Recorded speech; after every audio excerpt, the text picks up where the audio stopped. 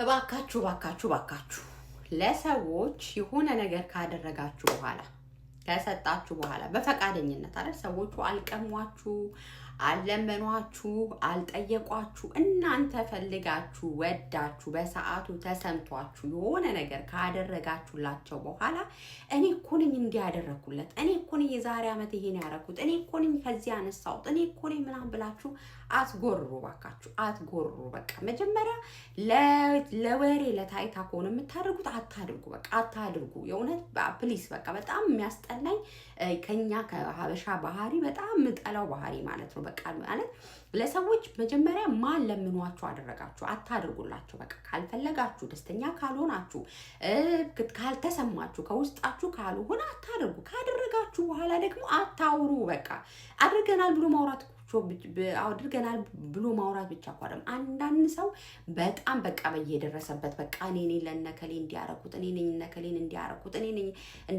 እንደዛና እንደዚህ ያረኩት። እናንተ ባታደርጉላቸውም ሰዎቹ መኖራቸው አይቀርም።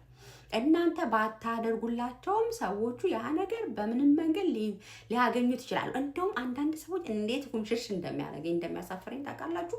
በጣም ተራ ነገር እነዛም ሰዎች የጊዜና የሁኔታ ጉዳይ እንጂ ወይም ደግሞ አልፈለጉት ይሆናል ያን ነገር እንጂ ቢፈልጉት ሊያሟሉት፣ ሊገዙት፣ ሊያገኙት፣ ሊጨብጡት የሚችሉትን ነገር እናንተ ቀድማችሁ ስለሰጣችኋቸው፣ እናንተ ወይ ተርፏችሁ ስለሰጣችኋቸው ተነስታችሁ አትጎሩ። የነዛን ሰዎች ሚዛን በዛ በሰጣችሁት ነገር ለመመዘን አትሞክሩ። በእውነት አትመጻደቁ። በጣም ያስጠላ።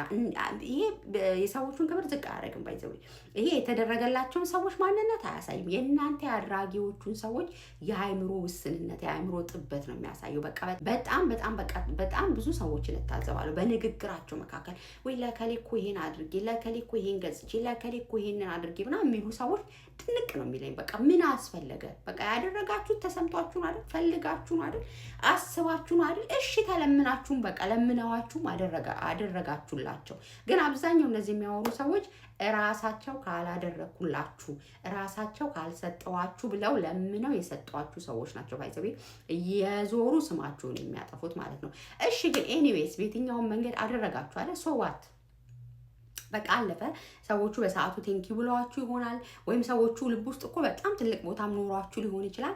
ግን ራሳችሁ በገዛ እጃችሁ እየዞራችሁ ለነከሌ ይሄንን ነው ለነከሌ ይሄን አድርጌ እንደዚህ አድርጌ ምናምን ስትሉ የራሳችሁን ቫልዩ ነው የምታወሩት፣ የራሳችሁን ማንነት ነው የምታወሩት። መስጠት የሚሰጥ በልግስና ሳይሰስት ደስ ብሎት ይስጥ ነው የሚለው መጽሐፍ ቅዱስ። በቃ ሳሰስቱ በልግስና ደስ ብሏችሁ